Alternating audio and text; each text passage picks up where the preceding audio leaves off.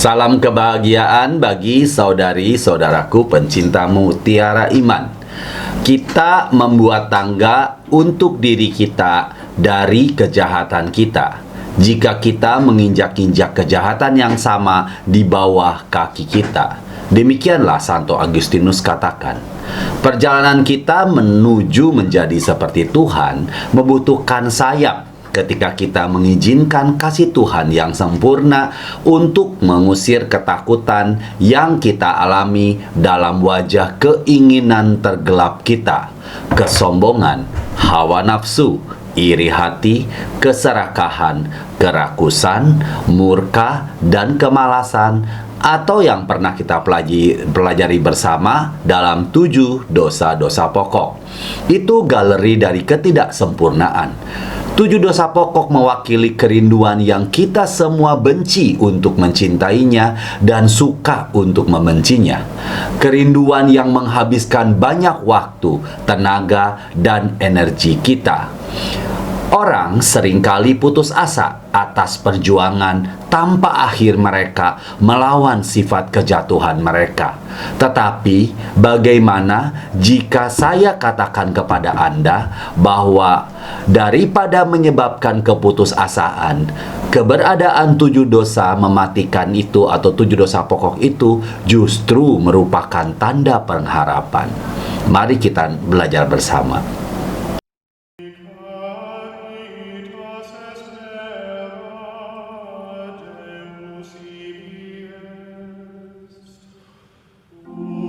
Tujuh dosa pokok sebenarnya menunjuk pada 7 kerinduan ilahi dari setiap manusia. Kerinduan yang tidak hanya disetujui oleh Tuhan, tetapi juga ingin memuaskan secara berlimpah. Dosa dipahami sebagai penyembunyian kebaikan. Dengan kata lain, dosa menetap kurang dari apa yang Tuhan ingin berikan kepada Anda. Misalnya, Tuhan ingin kita mengalami kesenangan duniawi dengan cara yang membawa kita kepada kesehatan dan relasi yang lebih kuat, dan mengarahkan kita untuk memenuhi takdir kita di dalam Dia. Namun sebaliknya, kita cenderung menerima jenis pengalaman tertentu dari kesenangan duniawi yang merusak kesehatan dan kesejahteraan kita, dan merusak relasi kita yang membuat kita tidak mengarah kepada apapun kecuali kekosongan. Dosa tidak membuat kita menjadi orang jahat. Dosa membuat kita menjadi orang yang hancur. Sungguh, Tuhan yang hancur, karena menjadi serupa dengan Allah adalah takdir kita. Dosa mencuri takdir ini dari kita dan mengubah kita menjadi orang-orang yang merasa tidak berkuasa dan terisolasi. Orang-orang yang hidupnya diisi dengan mengasihani diri sendiri dan menghabiskan waktu untuk mengejar kesenangan diri sendiri karena mereka ingin membuat semua rasa sakit hilang. Sebaliknya, karena Dia mencintai kita, Tuhan menginginkan apa yang baik untuk kita, dan melalui kerinduan kita yang terdalam, Dia ingin kita disembuhkan. Jadi, Dia memberi kita rahmat untuk memenuhi semua keinginan kita, bahwa keinginan duniawi dengan cara yang dimenamis, yang memuaskan tubuh, pikiran, dan jiwa. Mari kita pelajari lebih jauh bagaimana ke-7 dosa pokok, 7 kerinduan ilahi, dan 7 kebajikan surgawi berhubungan satu dengan yang lainnya. Yang pertama, kesombongan merepresentasikan penyimpangan dari kerinduan ilahi akan kelimpahan. Kerinduan yang dimiliki setiap orang untuk menjalani kehidupan yang penuh, bermakna, dan bermanfaat.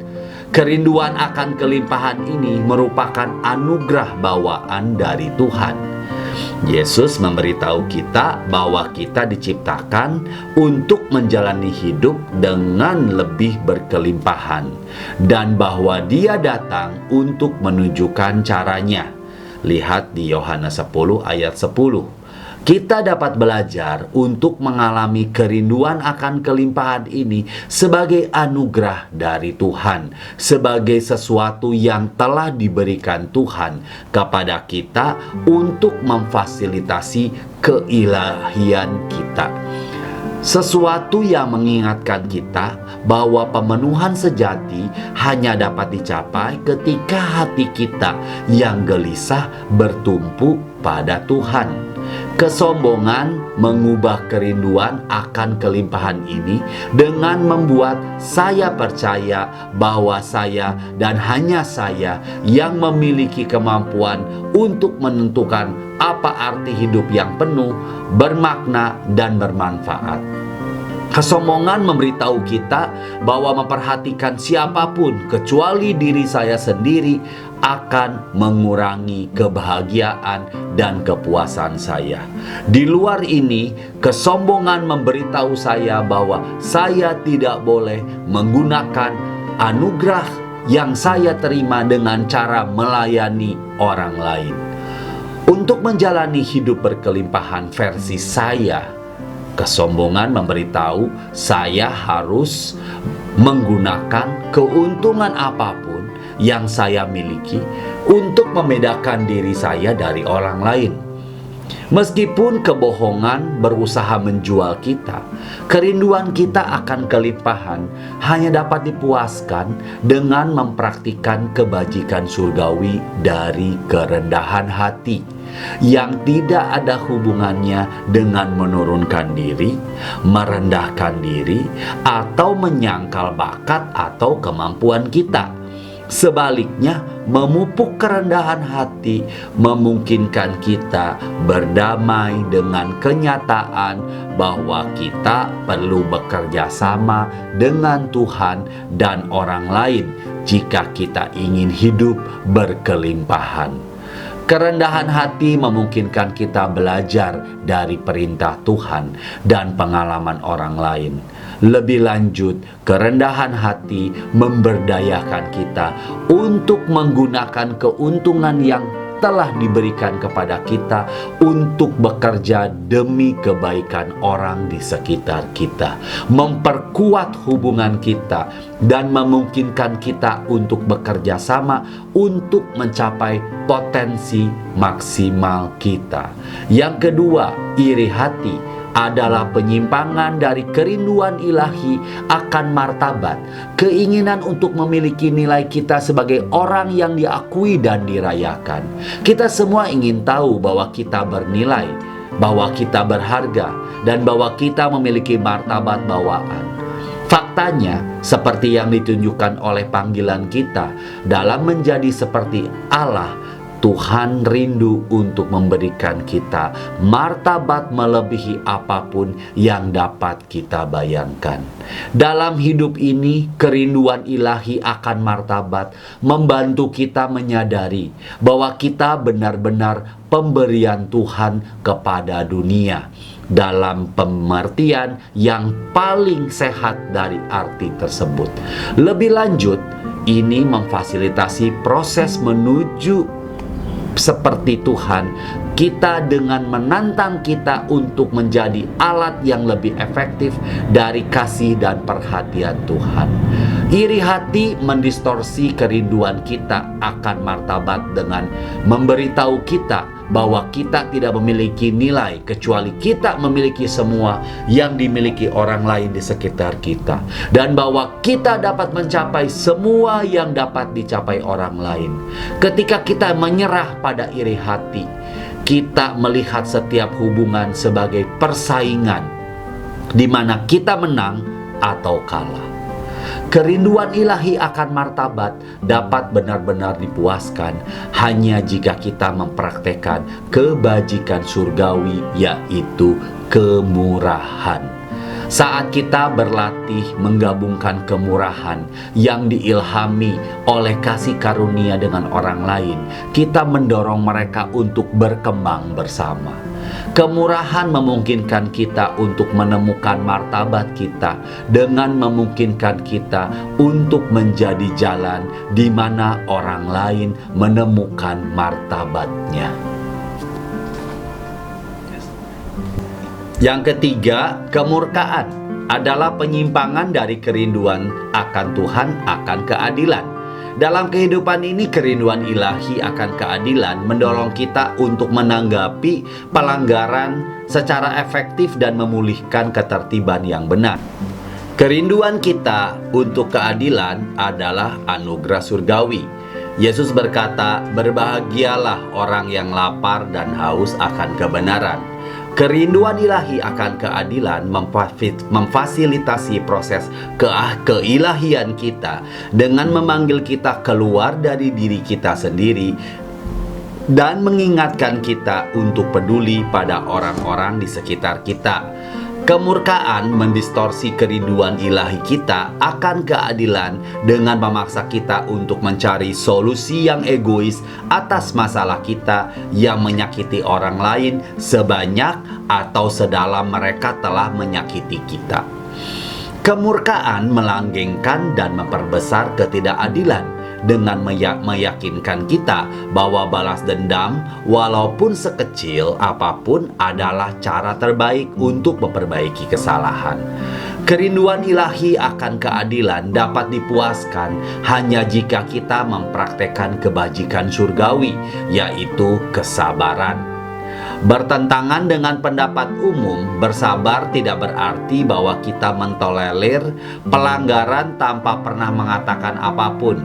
Sebaliknya, ketika kita memupuk kesabaran, kita menunjuk kesediaan untuk membiarkan upaya baik kita untuk menyelesaikan ketidakadilan menjadi matang, alih-alih mencoba memaksakan solusi yang terburu-buru dan setengah matang yang menyakiti orang lain dan hanya memperburuk keadaan.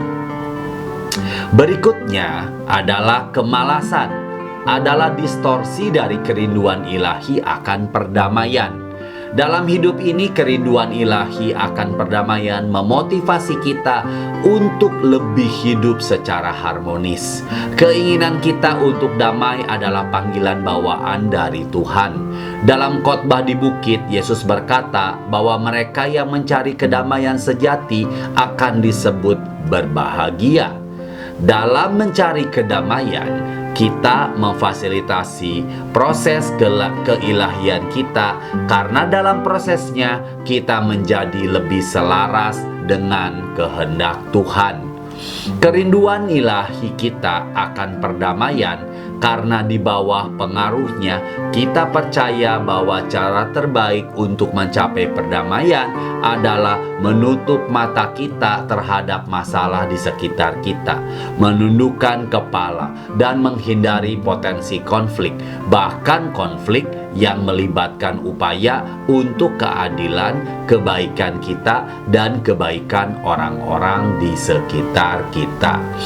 Kerinduan ilahi akan perdamaian dapat dipuaskan hanya dengan mempraktikkan kebajikan surgawi dari ketekunan. Dalam doa Bapa kami, kita berkata, "Jadilah kehendak-Mu."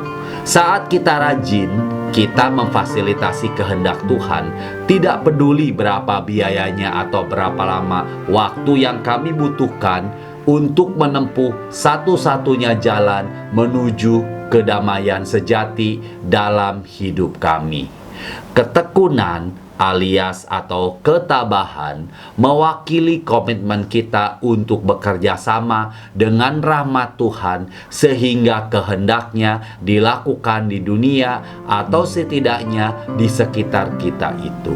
Dengan rajin memahami dan kemudian dengan berani mengejar kehendak Tuhan dalam hidup dan hubungan kita, kita dapat meredakan sakit di hati kita yang merupakan kerinduan ilahi akan perdamaian. Berikutnya, keserakahan adalah penyimpangan dari kerinduan ilahi akan kepercayaan. Keinginan untuk merasa yakin bahwa kita dan apa yang kita miliki sudah cukup untuk menghadapi tantangan hidup yang melanda kita. Dalam hidup ini, kerinduan ilahi akan kepercayaan mendorong kita untuk mengatasi ketakutan kita. Di luar ini, kitab suci mengatakan kepada kita bahwa proses keilahian kita bergantung pada kemampuan kita untuk percaya. Tetapi semua orang yang menerimanya diberinya kuasa supaya menjadi anak-anak Allah, yaitu mereka yang percaya dalam namanya. Keserakahan mengubah panggilan untuk percaya ini karena itu menuntun kita dalam ketakutan kita dan memberitahu kita bahwa satu-satunya keamanan yang dapat kita andalkan adalah apa yang dapat kita kumpulkan untuk diri kita sendiri. Kita tahu bahwa dari segala sesuatu bisa menjadi nasib buruk. Satu serangan penyakit serius, satu hal buruk yang dapat menghancurkan kita, satu badai, suatu hari yang buruk, dan semua barang-barang yang menjadi keamanan kita bisa hilang. Keserakahan kita memberitahu kita bahwa satu-satunya cara untuk mendapatkan rasa aman adalah dengan menimbun lebih banyak, mengumpulkan lebih banyak, mencapai lebih banyak. Keserakahan membuat kita percaya bahwa hanya jika kita dapat membeli cukup tanah, menabur benih yang cukup, dan memanen tanaman kita dengan cukup cepat, kita mungkin berhasil bertahan melawan belalang. Kerinduan ilahi akan kepercayaan hanya dapat dipuaskan dengan mempraktekkan kebajikan surgawi, yaitu kemurahan hati.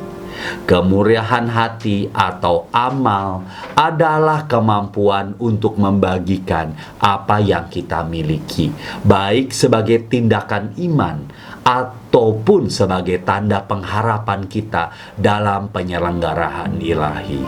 Ketika kita mempraktikkan kemurahan hati, kita percaya bahwa Tuhan akan menyediakan semua yang kita butuhkan dan tidak ada yang perlu ditakuti.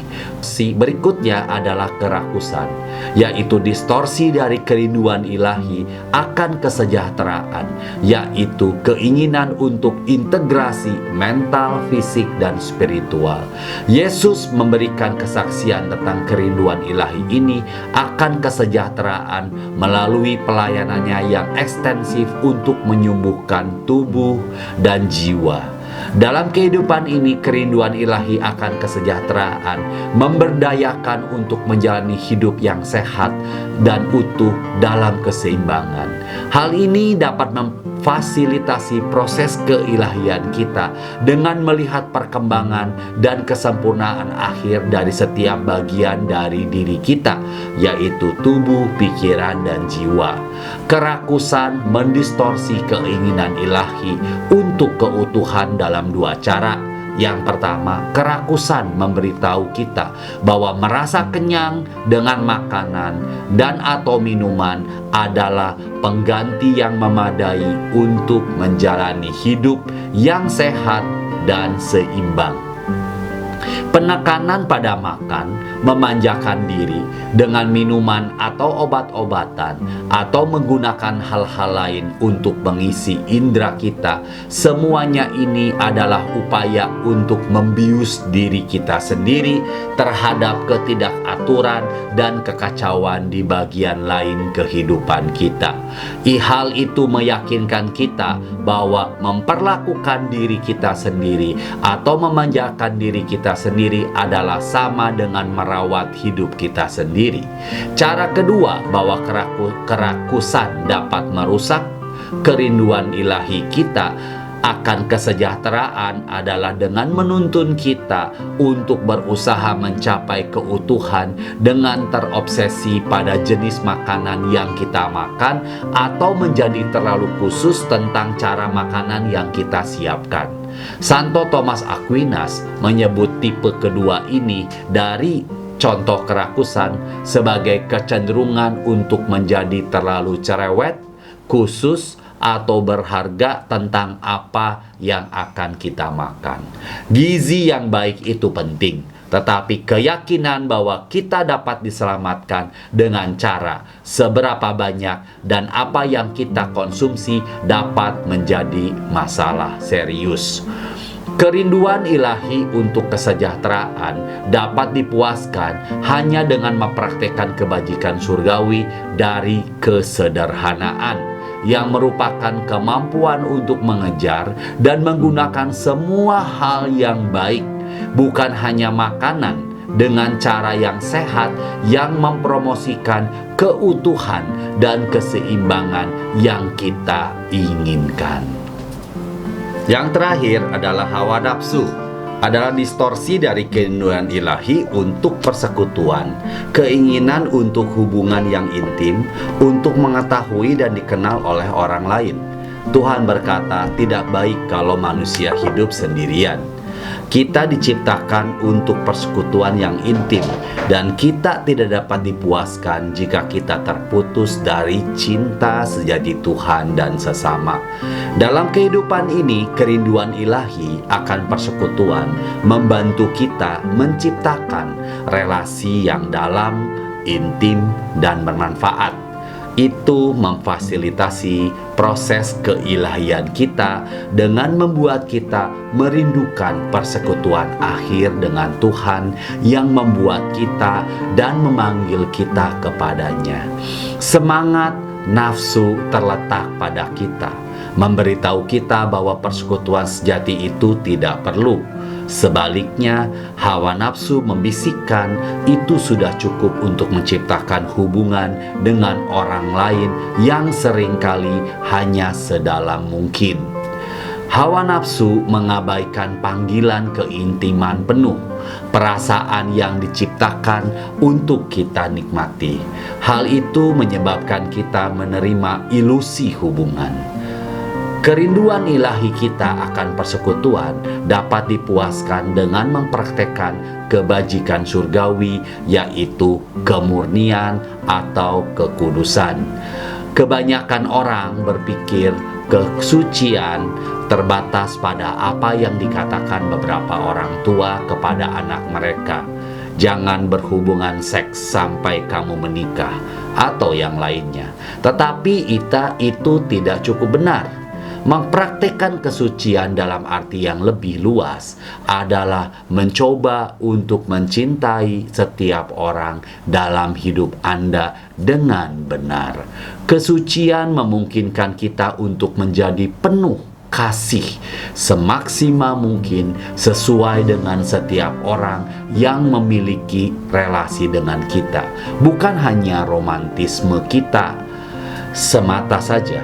Secara umum, kesucian adalah kebajikan yang menghentingkan kita melihat orang sebagai alat untuk mencapai tujuan daripada sebagai orang yang memiliki untuk diperlakukan dengan cinta dan martabat.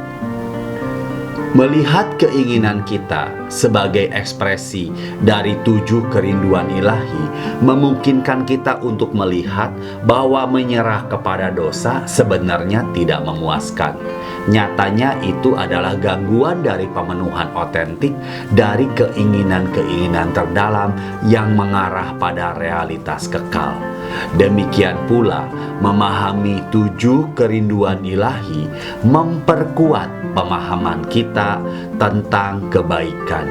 Kita tidak mempraktekkan 7 kebaikan surgawi hanya agar kita dapat menghindari beberapa pukulan yang penting dari sosok orang tua transenden kita. Kita mempraktekannya sehingga kita akhirnya setelah semua pencarian menemukan kepuasan sejati dari 7 kerinduan ilahi dengan cara memungkinkan kita memenuhi takdir kita untuk menjadi seperti Tuhan melalui rahmat-Nya. Kebaikan apapun yang dihasilkan adalah buah dan bukan objek dari setiap upaya ini, dan lebih mencerminkan karya rahmat Allah di dalam kita daripada lencana kehormatan yang kita tempelkan pada diri kita sendiri sebagai tanda pencarian pribadi kita untuk keunggulan spiritual. Ketika Yesus berkata kepada wanita yang berzina, "Aku tidak menghukummu," Yesus berbicara kepada kita masing-masing.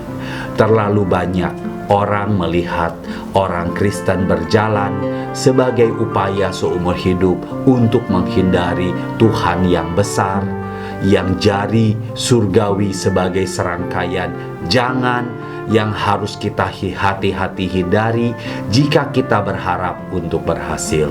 Perjalanan Kristen tidak termasuk dalam hal-hal ini. Semoga dengan menemukan 7 kerinduan ilahi di hati kita, kita akan dibebaskan untuk menghadapi kehancuran kita dengan terang baru. Semoga kita dapat memulai meninggalkan kutukan dan mati lemas dari upaya spiritual masa lalu dan mengambil kuk yang baru, yang lebih mudah, yang dengannya kita belajar untuk menjadi teman keinginan kita. Jalan yang telah Tuhan tetapkan di hadapan kita, meskipun memiliki tantangan, tidak dimaksudkan sebagai jalan hukuman, penolakan, kegagalan, dan teguran, melainkan sebagai jalan pemenuhan, penerimaan, kemenangan, dan dorongan menuju surgawi kita. Tuhan Yesus memberkati. Salam sehat bagi kita semuanya.